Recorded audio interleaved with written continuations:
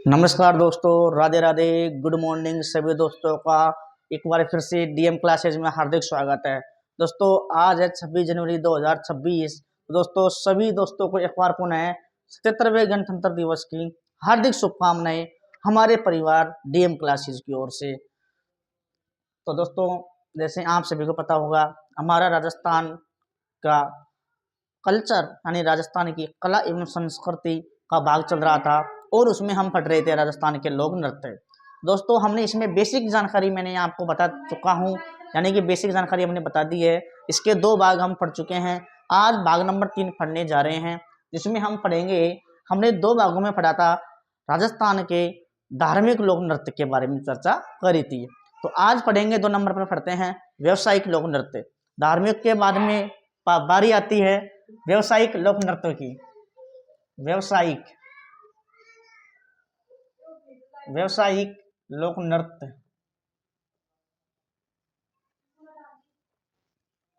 ये हमारा हेडिंग है।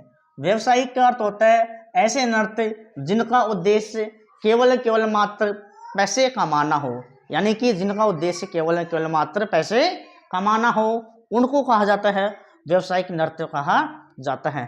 तो दोस्तों इसकी परिभाषा एग्जाम में पूछी जाती नहीं है, तो हमें यही याद रखना है, ऐसे नृत्य जिनका उद्देश्य केवल रुपये कमाना या पैसे कमाना हो, ऐसे नृत्यों को कहा जाता है व्यावसायिक नृत्य। यानी व्यवसाय अपना काम काज करना, यानी पैसों के लिए अपना धंधा अपनाना, काम करना और अपने परिवार का जीवन यापन करना।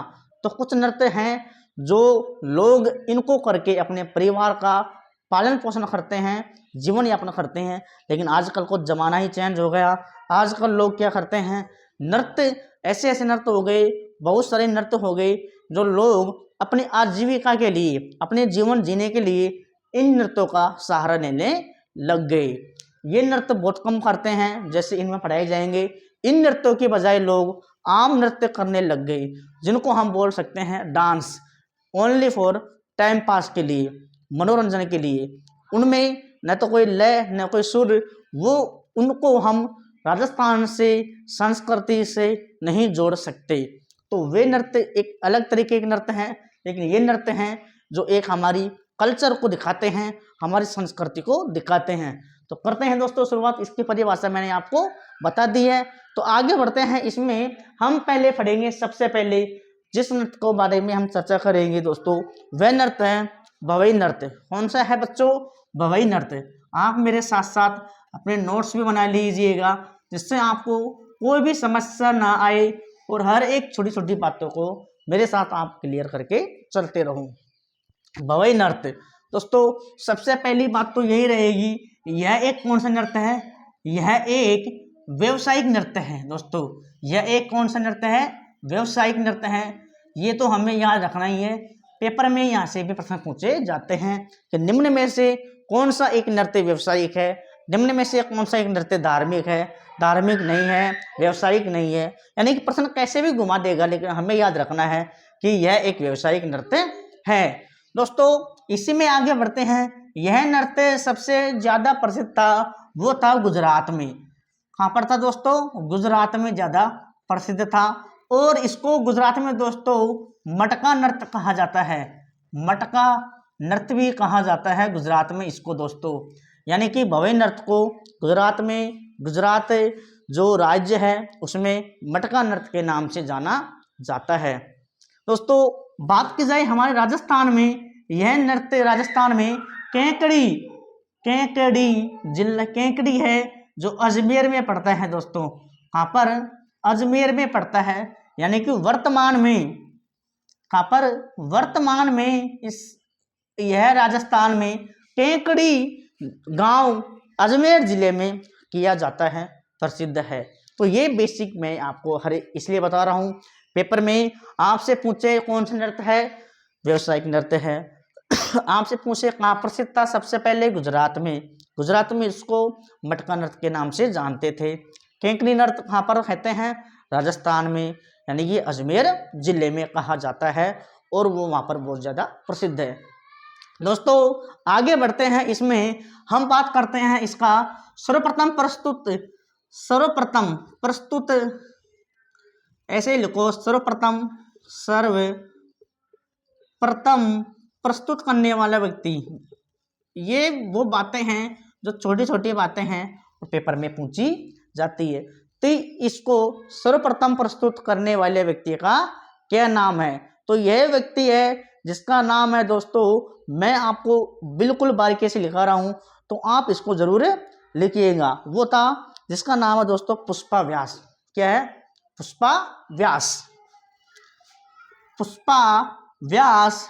अब ऐसे मत बोल देना कि गुरुजी पुष्पा 2 दिखा दो हमें। तो पुष्पा 2 बच्चों एक मूवी है जो ओनली फॉर टाइम पासिंग के लिए थी, हमारा मनोरंजन के लिए थी। पुष्पा 2, पुष्पा 2 यानी कि पुष्पा के 2 भाग बने थे, वही हमें एक भाग इसका भी याद रखना है, पुष्पा, जिसका नाम है पुष्पा व्यास। वो तो मूवी थी, ये मूवी नहीं है, लेकिन हमें इसको भी एक मूवी की तरह हमारे माइंड में फीड करके रखना है कि भवई नृत्य में पुष्पा नाम का व्यक्ति था, उसका मैन क्या रहा था, रोल रहा था, किरदार रहा था। सबसे पहले प्रस्तुत किसने किया था? पुष्पा व्यास ने। दोस्तों इसमें आगे बढ़ते हैं, इसका बात करते हैं, प्रवर्तक की बात करते हैं दोस्तों। प्रवर्तक कौन था? प्रवर्तक की बात करते हैं दोस्तों, तो भवई नृत्य का प्रवर्तक कौन था? दोस्तों ये प्रवृत्ति बात की जाए तो इसमें था नागोजी जाट, एक व्यक्ति था नागोजी। मैं इधर लिख लेता हूँ, अपन यहाँ से ले लेंगे हैं।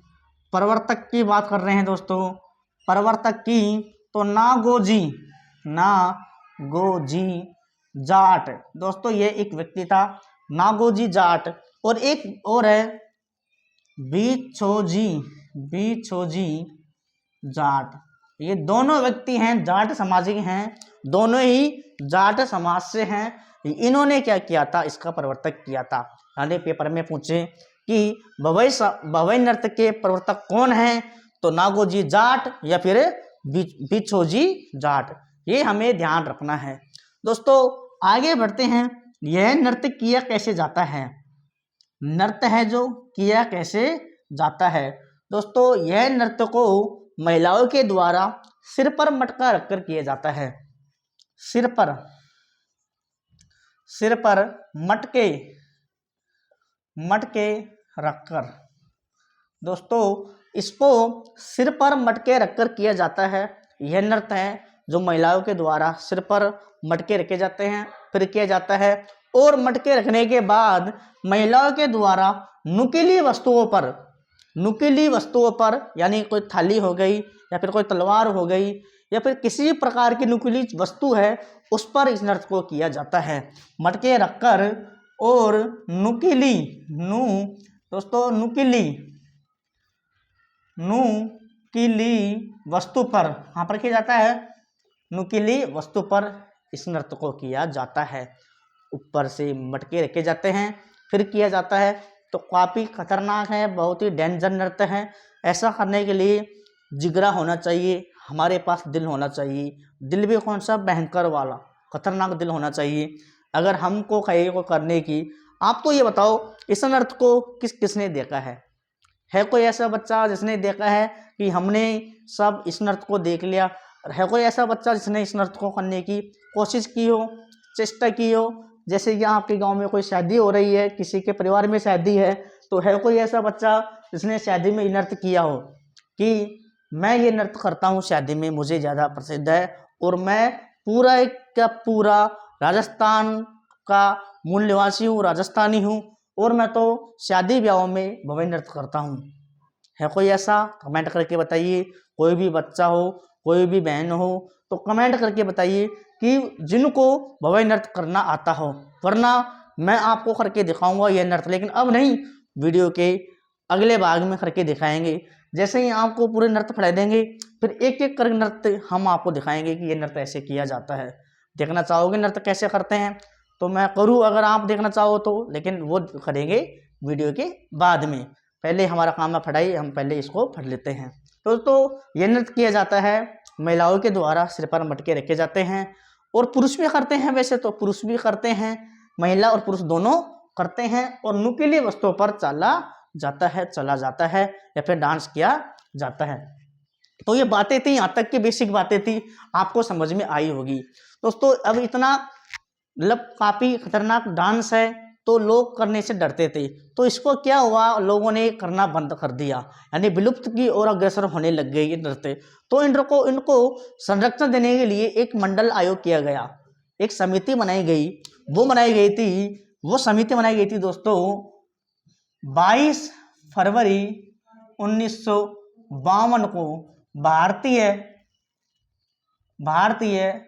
लोक कला मंडल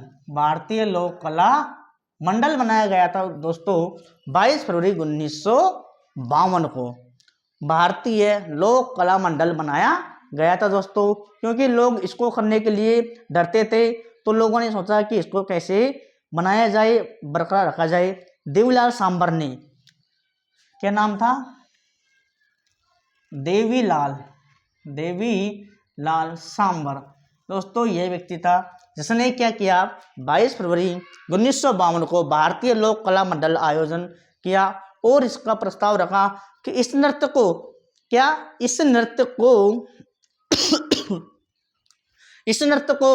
ये 22 फरवरी 1952 है, ठीक है दोस्तों। हाँ, ये देवीलाल ये भील जाति से संबंधित हैं, भील जाति से। तो इन्होंने क्या किया, इनको संरक्षण प्रदान किया, स्थापना की। किसकी स्थापना की, 22 फरवरी 1952 को भारतीय लोक कला मंडल आयोग की स्थापना किसने की, देवीलाल सांबर ने की। ये भील जाति से संबंध थे। और कहाँ पर की स्थापना दोस्तों, उदयपुर में की। कहाँ पर, उदयपुर में की। तो ये कुछ बेसिक बातें थी जो मैंने आपको बताई भवाई नृत्य के बारे में दोस्तों। भवाई नृत्य एक कौन सा नृत्य होता है, ये एक व्यावसायिक नृत्य होता है। ये ओनली पैसों के लिए किया जाता है, यानी कि अपने परिवार को चलाने के लिए, उसका जीवन यापन करने के लिए नृत्य किया जाता है दोस्तों। ये कुछ बातें थी इसके पहले भाग में हमने पढ़ी। अब आगे बढ़ते हैं इसका दूसरा नृत्य के बारे में। लेकिन उससे पहले आप एक बार इसका स्क्रीनशॉट ले लो और अपने नोट्सों में लिख लो, फिर करते हैं, आगे बढ़ते हैं इसके दूसरे भाग पर, दूसरे नृत्य पर। वो पढ़ेंगे हम कच्ची घोड़ी। कौन सी, कच्ची घोड़ी। लेकिन जब तक एक बार आप इसका स्क्रीनशॉट और कॉपी में लिख लो दोस्तों, ठीक है दोस्तों। अब चलते हैं, हमारा दूसरा नृत्य है व्यावसायिक में, कौन सा, कच्ची घोड़ी। वो था दोस्तों कच्ची घोड़ी। हम एडिंग जमाते हैं, कच्ची घोड़ी नृत्य। सब लोग इसके बारे में जानते हैं और देखा भी है। इसको तो सबने देखा है, कच्ची घोड़ी को तो। चलो भवाई को नहीं देखा, भवाई नृत्य को नहीं देख पाए, लेकिन कच्ची घोड़ी को सब लोगों ने देखा है और हम इसके बारे में जानते भी हैं दोस्तों। कच्ची घोड़ी नृत्य है जो कहाँ पर प्रसिद्ध है दोस्तों, ये प्रसिद्ध है सीकर में। कहाँ पर प्रसिद्ध है दोस्तों, यह प्रसिद्ध है सीकर में, प्रसिद्ध है सीकर में प्रसिद्ध है दोस्तों। कई बार ऑप्शन में अलग आ जाता है, ये आ जाता है, यानी ये तो है शेखावाटी क्षेत्र है, शेखावाटी क्षेत्र दोस्तों। कई बार ऑप्शन में आ जाता है डिडवाना और नागौर। तो हमें ये दोनों भी ध्यान रखने हैं। वैसे अधिकतर ऑप्शन में मिलेगा आपको सीकर देखने को मिलेगा। यह प्रसिद्ध है, सीकर जिले में प्रसिद्ध है कच्ची घोड़ी। और अब तो कहीं पर भी आप देखते हो फेस्टिवल होते हैं। राजस्थान में एक स्थान है, जिला है, गांव है, दौसा जिला है, उसका स्थान है आवनेरी, वहाँ पर फेस्टिवल होता है। तो वहाँ पर ये नृत्य बहुत ज़्यादा किया जाता है, लोगों को दिखाया जाता है कच्ची घोड़ी के बारे में। तो ये प्रसिद्ध हाँ का है दोस्तों, मूलतः सीकर शेखावाटी क्षेत्र का प्रसिद्ध है दोस्तों। आगे बढ़ते हैं, इसी में इसको करते समय एक गीत गाया जाता है। इसको करते समय दोस्तों एक गीत गाया जाता है, वो गीत का नाम है लश्कारिया। इतना अच्छा गीत है दोस्तों, लश्कारिया एक गाना भी है, सॉन्ग भी है, जो आपको याद भी होगा लश्कारिया के ऊपर। लेकिन हमें सॉन्ग याद नहीं रखने, हमें ओनली मात्र हमें शब्द याद रखना है, लश्कारिया। 2 बार पढ़ेंगे, 3 बार पढ़ेंगे, ऑटोमेटिक याद हो जाएगा। लश्कारिया गीत है जिसको कब किया जाता है, जब कच्ची घोड़ी और डांस किया जाता है दोस्तों। आगे बढ़ते हैं, इसी में आगे बढ़ते हैं तो हम इसको वाद्य यंत्र के साथ किया जाता है दोस्तों। वाद्य यंत्र का नाम है, वाद्य यंत्र होता है जो किसके साथ किया जाता है, वाद्य यंत्र दोस्तों झांझ, झांझ जो वाद्य यंत्र होता है उसके साथ किया जाता है। वांझ है जहाँ पर झांझ क्या होता है, जो मंजीरे होते हैं उससे थोड़ा बड़ा आकार होता है, उसके द्वारा ये नृत्य किया जाता है। दोस्तों इसी में आगे बढ़ते हैं, ये बातें आपको समझ में आ रही होगी। है कोई ऐसा बच्चा जिसको समझ में नहीं आ रहा हो? यह नृत्य पैटर्न कला पर आधारित है। सबसे मोस्ट बात है, इसको आप मोस्ट लगा के लिख लो। यह नृत्य पैटर्न कला पर आधारित है। पैटर्न कला पर आधारित है दोस्तों, कला पर आधारित है, आधारित। यह नृत्य पैटर्न कला पर आधारित है। और पैटर्न में भी कौन सा? गुलाब का फूल, गुलाब का फूल पैटर्न वाला, गुलाब का फूल पैटर्न कला पर आधारित है। पैटर्न में भी गुलाब का फूल। इस नृत्य को करते समय गुलाब के फूल जैसी आकृति बना लेते हैं नृत्यकार, इसलिए ये प्रसिद्ध है, इसीलिए ये प्रसिद्ध है और फेमस है, कच्ची घोड़ी। आगे बढ़ते हैं दोस्तों। यह नृत्यकार अपनी कमर पर क्या मानते हैं? मैंने कहा था एक बांस की क्या होती है, घोड़ी बनाई होती है, घोड़ी जैसी आकृति होती है, यानी कि कमर पर, कमर पर बांस की, कमर पर बांस की घोड़ी, बांस की घोड़ी जैसी आकृति, दोस्तों घोड़ी जैसी आकृति मानी जाती है बांस पर। तब जाके उसमें एक व्यक्ति बैठ जाता है बीच में और वह अपने इशारों पर उसको नचाता है, तब जाके नृत्य किया जाता है, वैसे किया जाता है। तो कमर पर बांस की कच्ची घोड़ी जैसी आकृति मानी जाती है और फिर नृत्य किया जाता है। दोस्तों आगे बढ़ते हैं हम। इसमें इसका प्रमुख पुरुष प्रधान नृत्य है। ये कौन सा है? पुरुष प्रधान, ओनली पुरुषों के द्वारा किया जाता है। यह नृत्य कौन सा है दोस्तों? पुरुष प्रधान नृत्य है। पुरुष प्रधान यानी कि पुरुषों के द्वारा ही किया जाता है, ओनली फॉर पुरुष करेंगे इसको, महिला नहीं कर सकेगी इस नृत्य को, पुरुषों के द्वारा किया जाने वाला नृत्य है। और ये बांस की घोड़ी होती है ना, जो घोड़ी मानते हैं बीच में, ये होता है बांस की घोड़ी को जो मानता है बीच में, उसको बोलते हैं चितलाई। चितलाई कहा जाता है? ऑप्शन में आपसे पेपर में कई बार पूछा है। चितलाई क्या होता है? कच्ची घोड़ी को करते समय जो बांस माना जाता है बीच में, उसको कहा जाता है चितलाई। तो ये पुरुष प्रधान है, पुरुषों के द्वारा किया जाता है। इसमें बढ़ते हैं, प्रसिद्ध नृत्यकार कौन था? प्रसिद्ध छावर चंद गहलोत। प्रसिद्ध नृत्यकार का दोस्तों जिसका नाम है छावर चंद गहलोत। प्रसिद्ध नृत्यकार की बात की जाए, प्रसिद्ध नृत्यकार यानी इसको भी करने में फेमस कौन था? वो था दोस्तों जिसका नाम मैंने आपको अभी अभी बताया। आप बताओ। छावर चंद गहलोत। क्या नाम था? छावर चंद गहलोत। छावर चंद गहलोत दोस्तों ये व्यक्ति था छावर चंद गहलोत, जो इसको करने में निपुण था। क्या था? निपुण था, यानी परिपूर्ण इसको ज्ञान था, छावर चंद गहलोत। और इसके साथ एक व्यक्ति रहते थे हमेशा, वो भी इसको करने में ख्याति प्राप्त थी, वो भी ज़्यादा प्रसिद्ध थे, जिनका नाम है दोस्तों गोविंद पारीक। कई बार ऑप्शन में दे देता है गोविंद पारीक, तो हमें याद रखना है गोविंद पारीक। तो दोस्तों ये बेसिक बातें थी भवई नृत्य के बारे में और कच्ची घोड़ी के बारे में। इसमें एक नृत्य और रहा है चरी नृत्य। कौन सा है दोस्तों? चरी नृत्य रहा है, जो इसको भी हम अभी डिटेल में बतला लेंगे, चर्चा कर लेंगे। फिर जाके ये तीनों नृत्य हैं व्यवसायिक नृत्य हैं। वैसे इसमें बहुत से नृत्य हैं जिनको हम बता नहीं सकते, यानी वैसे नृत्य जो ओनली फिर पैसे कमाने के उद्देश्य से किए जाते हैं, तो वैसे बहुत नृत्य हैं, लेकिन ये 3 नृत्य हैं जो पेपर में पूछे जाते हैं। चरी नृत्य है, उसके बारे में हम आपको अभी डिटेल में बता देंगे। तो एक बार इसका भी आप स्क्रीनशॉट या फिर अपने नोट्सों में लिख लो। कच्ची घोड़ी कहाँ प्रसिद्ध है? ये गुजरात में। गुजरात में इसको कहते हैं मटका नृत्य कहते हैं। राजस्थान में कहाँ प्रसिद्ध है? केकड़ी अजमेर में प्रसिद्ध है। दोस्तों सबसे पहले किसने किया इसको, यानी कि सबसे किया यानी कि इसको गोविंद पारीक और छावर चंद गहलोत प्रसिद्ध क्या थे? नृत्यकार थे दोस्तों, सॉरी। और पुरुष प्रधान ये कौन सा है? नृत्य है, पुरुषों के द्वारा किया जाता है। कमर पर घोड़ी मानी जाती है बांस की, उसको क्या बोलते हैं? चितलाई कहा जाता है। और इसको करते समय झांझ बजाया जाता है। तो ये नृत्य है, एक बार आप इसका स्क्रीनशॉट ले ले। उतार लिया? चलो आगे बढ़ते हैं। चरी नृत्य दोस्तों, चरी नृत्य के बारे में चर्चा कर रहे हैं। ये भी कौन सा नृत्य है? व्यवसायिक नृत्य है।